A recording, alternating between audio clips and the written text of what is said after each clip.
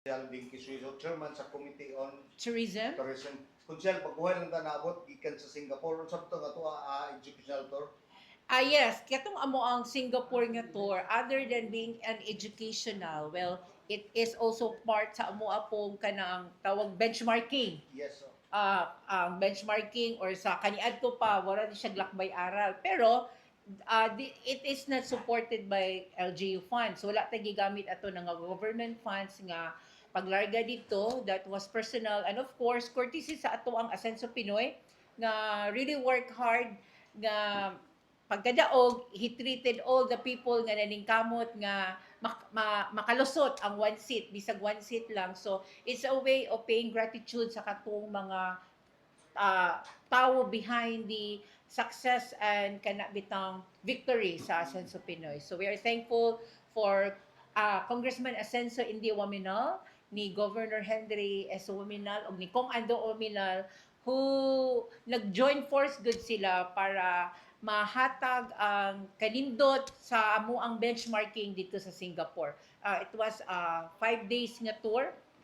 The July 18 meaning gikan din naong nanguli mi July 23. So, mo to among purpose dito. Okay. Being a chairman sa Committee on Tourism sa City Council, doon na ko tayo nakita dito sa ato ang pag-suri-suri sa Singapore na pwede na to i-apply sa ato. Yeah, tinuod ang imong istorya. I was wondering nga anong dili mi wala mi nangadto sa Bangkok, Thailand nga isa po na sa pinakakusog silang tourism nga mga economic activity po dito nganong wala mi nangadto sa Japan. The congressman Indy purposely choose Singapore para naa daw may makita or makuha dito nga pwede na ito ma-apply diri. Og true enough, pag abot na mo dito gyud sa Singapore, we realize nga that Singapore is wala gid sila kanang natural resources nga ma-consider. Wala sila mga bukid, wala sila mga seashore. So, ang ilahang tibuok economic activity nakadepende ra gyud sa tourism. So, si Singapore actually is just a small island. In fact, the whole day matuyok ra gyud nimo kuno si Singapore, but among nakita dito nga si Singapore taas kaayo siyang economic kuan nila kanang involvement mao nang ilang tourism activities. One, I think 80% sa ilang economic kuan kanang portfolio is tourism ang nakakuan gyud nakadepende. For without tourism, I don't think Singapore will be that high-end nga country as of now. When we say high-end, mahal si Singapore. Taas kaayo ang GDP rate, taas kaayo iyang cost of living, and then when we say taas of cost of living, gwapo gyud ang pamamaagi nila ngano na inana. So, when it comes to tourism, daghan kay sila mga iconic dito nga mga landmarks nga pwede nato i-visit, nga pwede po nato i-emulate dinhi. Ang advantage lang gyud ni Singapore o ni Philippines is that si Singapore sa iyang kagamay, ang iyang spaces bitaw, grabe kamahal. Because ang ilang space dito, since limited, buot permi. Kanang establishment nila dito, kanang na-occupy na gud nila tanan. Kay inana ka active ug ka busy ing lang economic activity because of the tourists nga magambot dito. I think influx of tourists nga moadto sa Singapore are way beyond, mas daghan pa kay sa Pilipinas.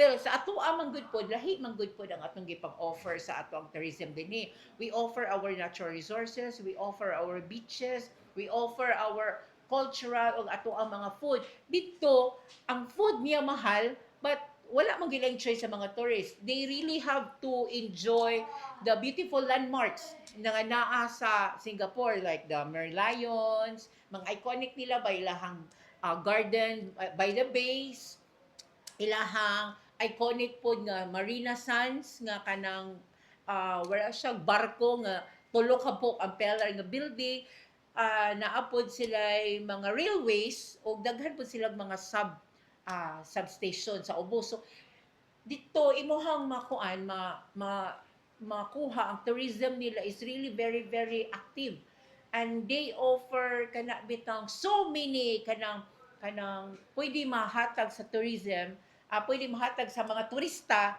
nga mabisi ilahang itinerary dito because nagay sila Universal Studio na sila mga cable cars nga kung magbuhat og itinerary dili enough ang 1 day. 2 days, 3 days gyud ang dapat nga buhaton because daghan kay sila dito og adtuanan for the tourists. So basically ang nagbuhi gud sa ilang ekonomiya is si tourism. Ang ato pong advantage sa Ozamis or sa Pilipinas is we have so many beaches, we have so many natural resources, natay mga bukid, natay mga high-end, higher tourism, mag lower tourism, natay mga food tourism, natay daghan nato mag-offer dinhi. And dako kayo, vast kay ang Pilipinas. So, ang advantage ginato dito huot, luag kay Pilipinas. So, if we could emulate them, katong i-adapt atong implement ang ilahang mga activities dito, pwede kaayo. In fact, isa pod nga nganong inana ka high-end o inana ka productive o economically taas gyud kayo og value ang kaning ekonomiya sa Singapore is sa ila pong mga tawo. If you have kanang if I could differentiate ko kung mabansay-bansay bitaw ang ilahang mga kinaiya, grabe ka sila ka workaholic. Like Monday to Friday, grabe ka busy ang ilahang streets. Kay piot ra magug ka streets dito ra gyud makita kung unsa mga streets bitaw busy. Where siya kadako siguro sa Ozamis pero tanan nga probinsya, tanan nga mga location niya busy gyud kaayo.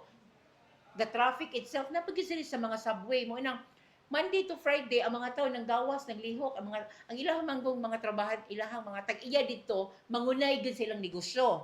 Dili gid nila isalig silang mga manager sila gid mismo, so wala permi sila sa balay. When it comes to Saturday and Sunday sa atoa sa Pilipinas, dagag tawo manggawas, sa ilaha wala. Ila ni i-devote silang ilang pamilya narasa sa balay mo nang kami rin katika-tika dito sa Sabado Domingo. Dili sila daghag tawo ilahang mga wala bang mga briga ni sila galauna alas 12 sa udto kay gamay ra may manggawas, pero Monday to Friday they are open. Lahi po sila dito, ang alas 8 sa gabi, hayag pa kaayo. Dili man good so, doon sa equator. Mo nang makuyawan ka, niabot mo, hala, hayaga pa sila alas 6. So, alas 4 pa man sa hapon sa ato. Pero inana ilahang pamaagi dito. Pero they sleep, 8 o'clock, bahalang hayag pa. And they wake up, kadlawon, mga alas 5, alas 6, ngit-ngit pa. So, mo po na among changes nakita dito as a tourist. Pero, nagdepende ng ilang economic activity sa tourism. Kung i-apply na to sa itong syudad, kaya na to. Ang ato lang yung kulang si infra, ang ilaha pong attitude towards sa ilaha bitang panabaho, grabe ka discipline. That's the word nga ako makita sa sa Singapore, discipline. Nga naman, because Singapore is a fine city. When we say fine city, halos tanan pwede ka bayad og penalty kung dili ka mo follow silang balaod. Nagyo kay fines, na kay penalty. Like say for example, mangluwa ka, bedakpan ka, bayad ka. Mahal pag yung kaayo, like 2,000, 5,000. Kung maglabay kag basura, that's 500 Singaporean dollars. Kung pataka kag labang, another na po violation, bayad na po ka. And then, wala kay makita visibility sa ilaha bitaw mga police officers. Daghan kisalang kamera. Matingala na lang ka sa unahan, dakpon kag kalit. Nga ipakita ang kamera nga nakitaan ka nga naglabay kag basura, inangluwa ka. Di mo na to'y proof. So, inana ang ilahang peace and order. Grabe ka discipline ang mga tao. Dili sa patakaglabay mo naglimpyo gag kaayo ang Singapore because of the discipline. Other than that, ang ilahang traffic dito dili inana para sa tuwa nga bumper to bumper because dito lahi kung ang gobyerno may magbuot kung gusto ka nga naa kay kagaling sakyanan, ang gobyerno may magbuot kung angayan makatagag sakyanan. First, di ka tagaag, di ka papaliton og sakyanan, dili ka i-grant sa imong application nga makasakyanan ka kung wala kay garahayanan. Secondly, dili ka kasakyanan dito kay mahal ang sakyanan.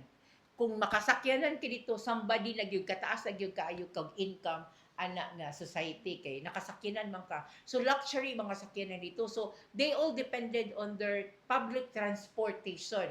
Ang imo pong ma-experience dito silang public transportation is iba because when we say public transportation, everybody's there kay socio-cultural man gud sila, upat ilahang ethnicity. Na sila Chinese, na sila Indian, na siya Eurasia, og nasa ibang nga kuan kanang locals gid nila nga mga Bangladesh, Cambodian.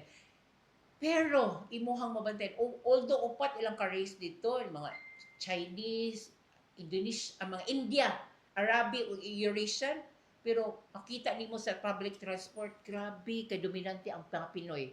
Daghan kitag domestic helper dito, mga Pinoy nga mga Pilipina nga kung magstorya, mulabaw pa lang tingog kaysa mga locals. Murag kada bitong kamusta ka nya napoy mga Bisaya bitaw magsinagitay. Kano wala makagagahapon niya. Ang mga Chinese ento magduko nila kadagko kay tingog ang mga so makita gani mo dito bitaw nga